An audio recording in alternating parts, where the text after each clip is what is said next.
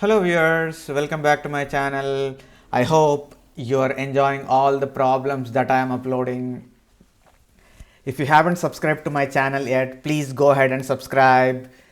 Today's problem is check if a string can break another string. Given two strings S1 and S2 with the same size, check if some permutation of string S1 can break some permutation of string S2 or vice versa. In other words, S2 can break S1.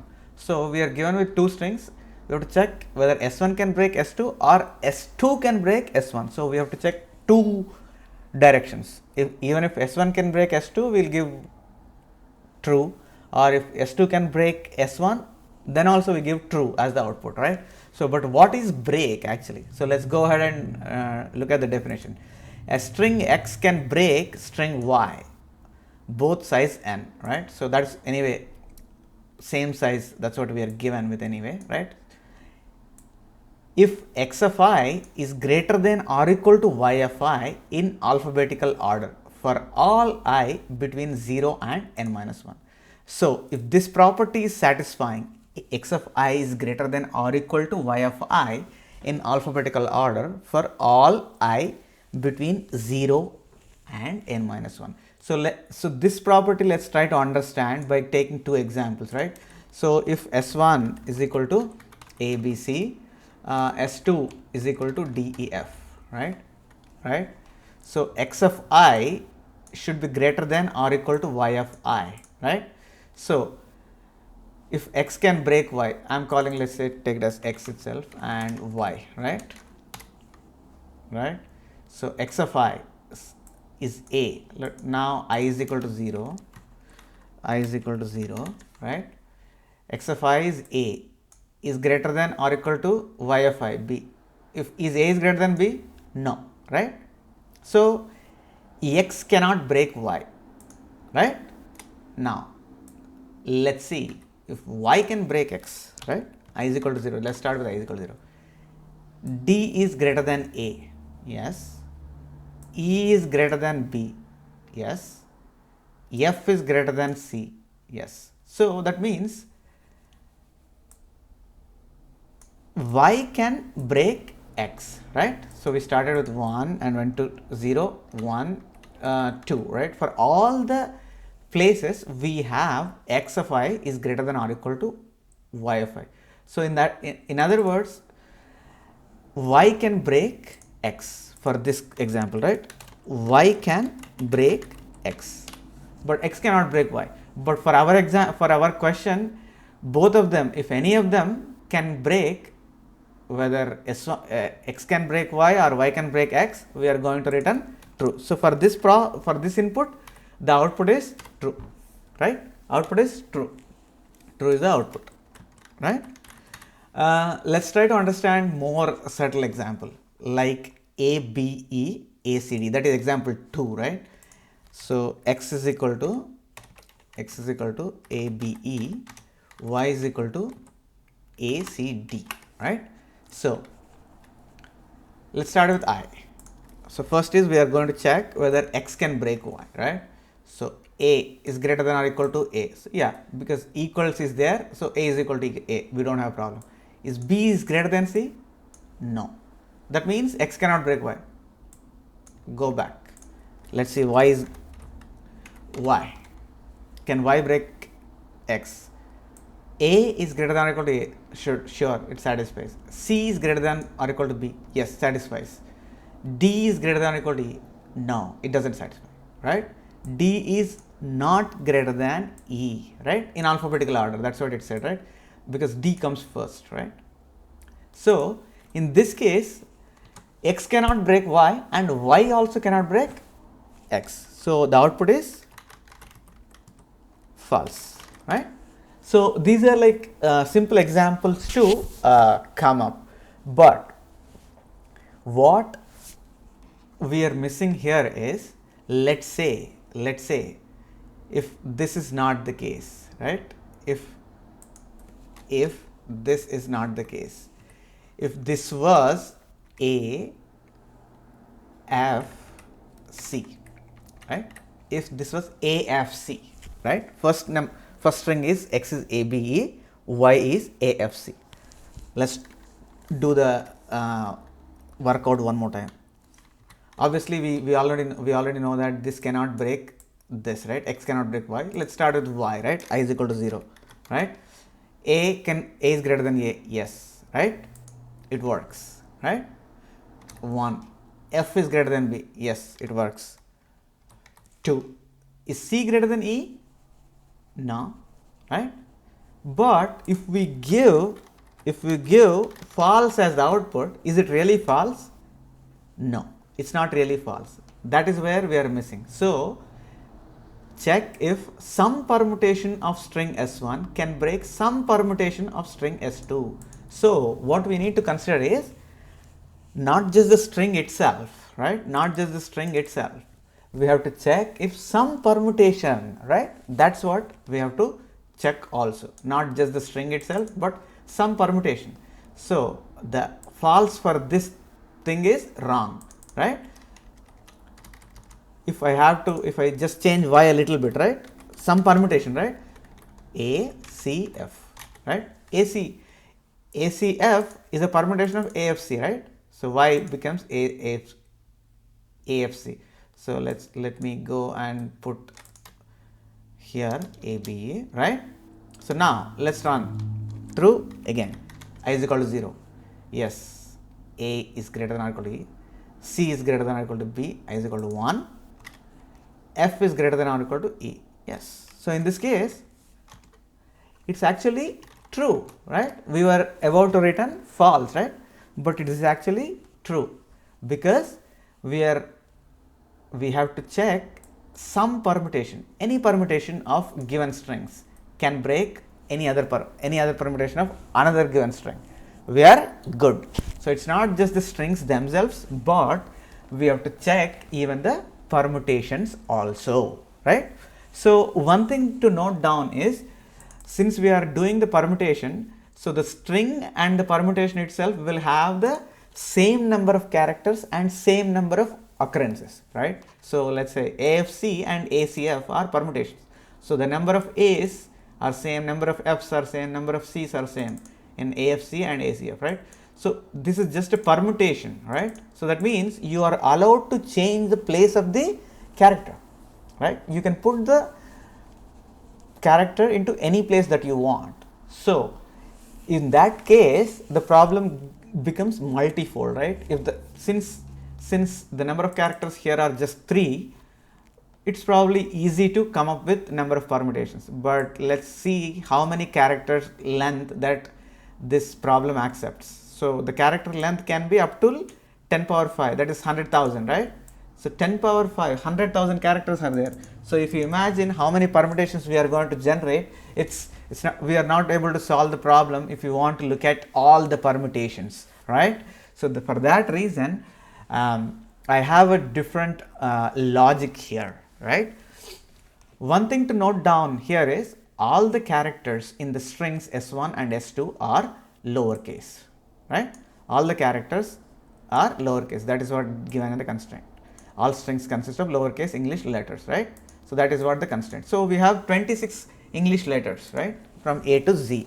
So we need to check whether S1 can break S2 or S2 can break S1, or any permutations of S1 can break any permutation of S2, or any permutation of S2 can break any permutation of S1. In all these humongous data set, right, if anything breaks, we are good. But are we going to do that many combinations or permutations, checks? Not really. So we will devise an algorithm without checking all of them, but still come up with an answer of true or false, whether we can break a string into another string, right? So the logic goes like this, right? So the step 1, as I'm saying here, calculate the occurrence of each character in the string. So that's the first thing. So you have to calculate the occurrence of each character in the string. So since there are 26 characters in English alphabet, so there is probably 26 characters and their corresponding occurrences. So that is what we will have. So for example, if we go with ABE and AFC, right? For ABE, the A is 1, B is 1, E is 1, right? And AFC, it's similar. A is 1, C is 1, F is 1, right? Likewise. This is how we are doing the character occurrences, number of occurrences of each character that we are going to have.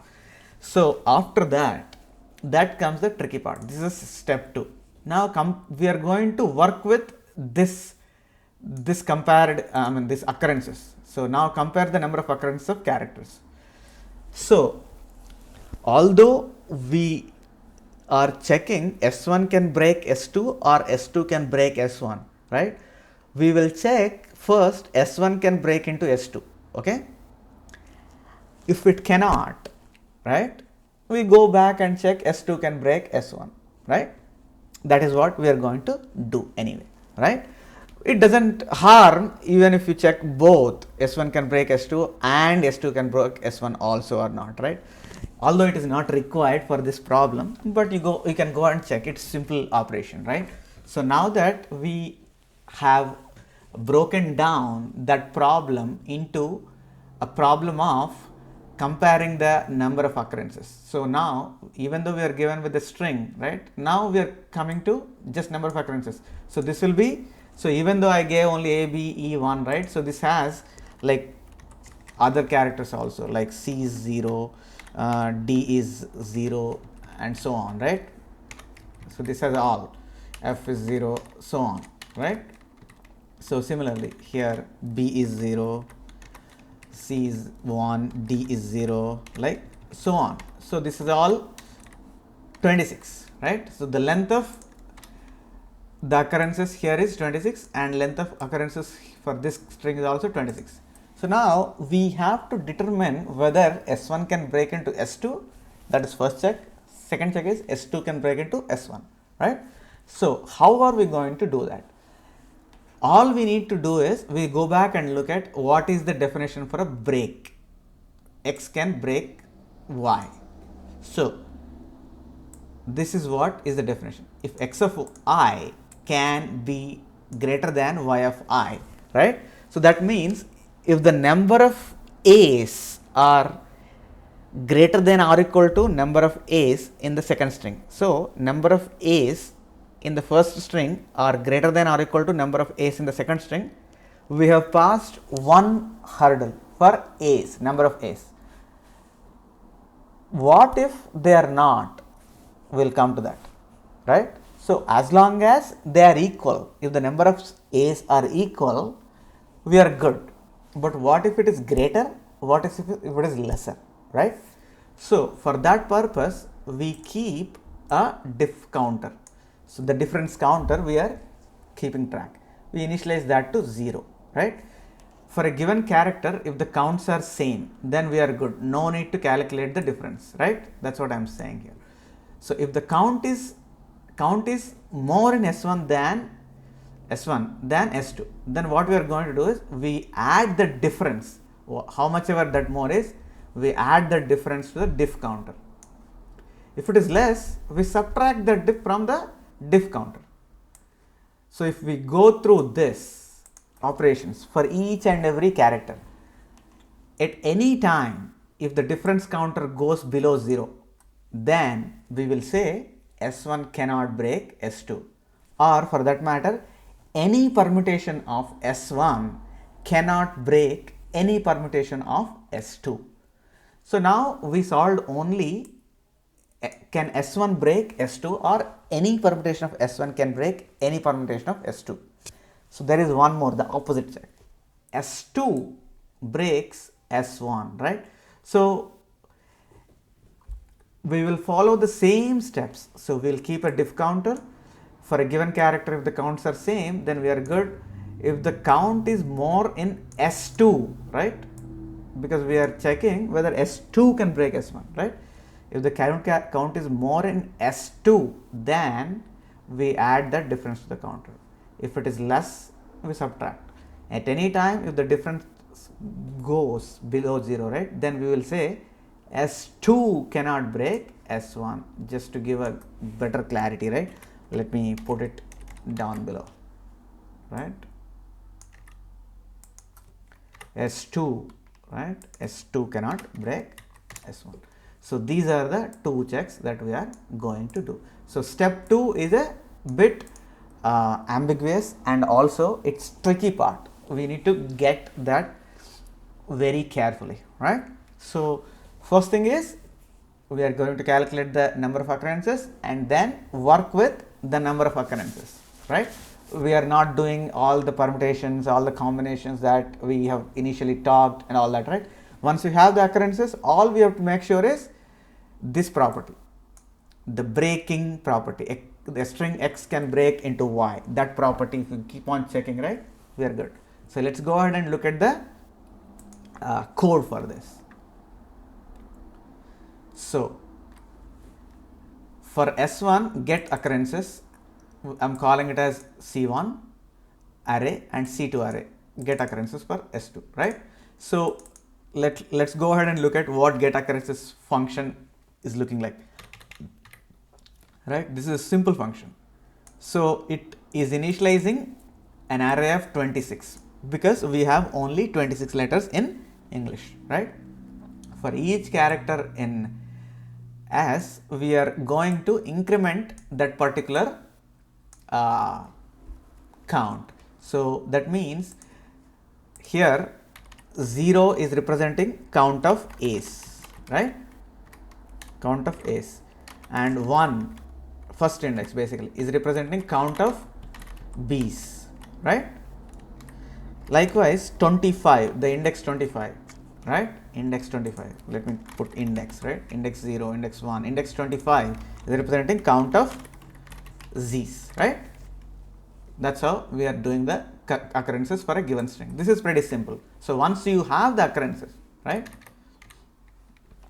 then we got the occurrences in the C1 array for S1, C2 array in S2.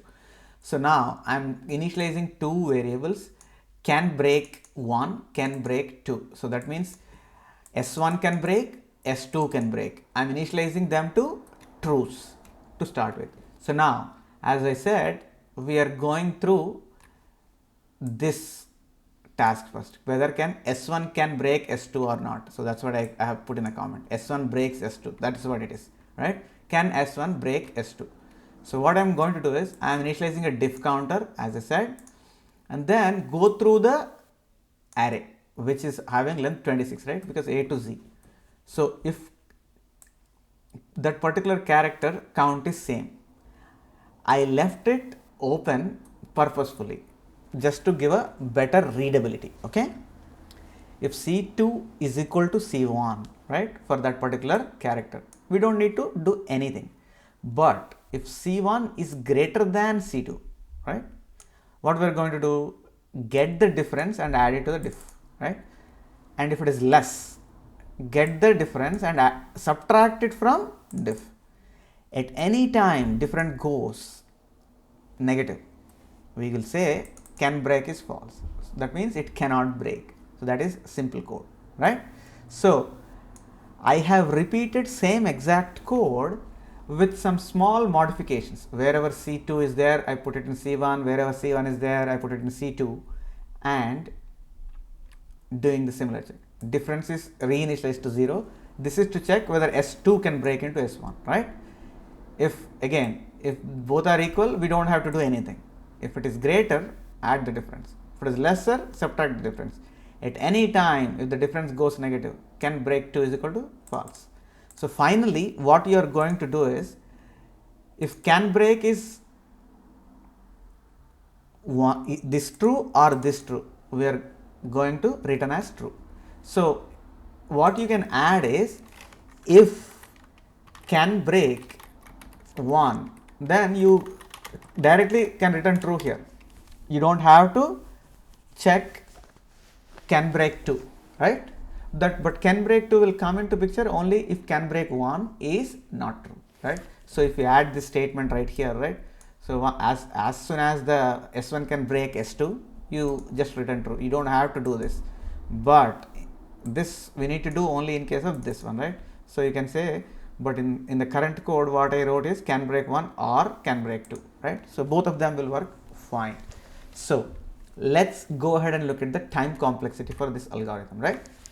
So since we are doing two steps, right? So one is calculating the occurrences in string 1, second one is calculating the occurrences in string 2. So since we have to go through the string 1 and string 2 completely, one more thing is string 1 and string 2 are of the same size. So let's say string size is, right, string size is n, right? In that case, this one will be order of n because we have to go through that, and this one will be also order of n, right? So if you add them, it will be order of 2n till this point, and after that what we are doing is a comparison for the 26 things, right? 26 characters. So this will be order of 26, we would say, right? Order of 26 because we already know that. And in the this is S1 can break S2, S2 can break S1, that is also again order of 26, right?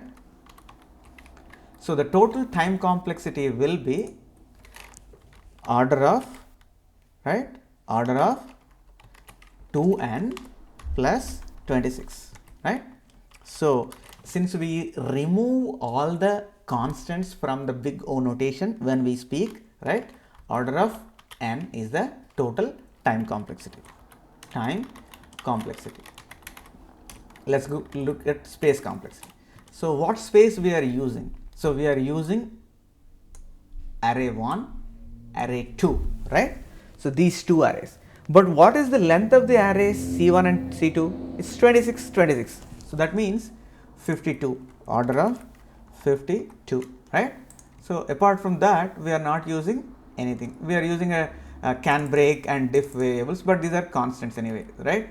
So the total space that we are using is order of 52. So since we remove 52 is a constant anyway, we will say it's a order of 1, that is constant space, right?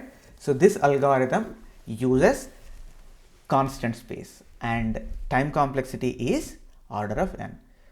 If you still have any questions, please post them in the comment section below the video. I will get back to you as soon as I can. Thank you for watching. If you haven't subscribed to my channel yet, please go ahead and subscribe and also share among your friends. Also, please don't forget to click the bell icon. If you click the bell icon, you will get the notifications about all my future videos. Thank you for watching again. I will be back with another problem very soon. Till then, goodbye.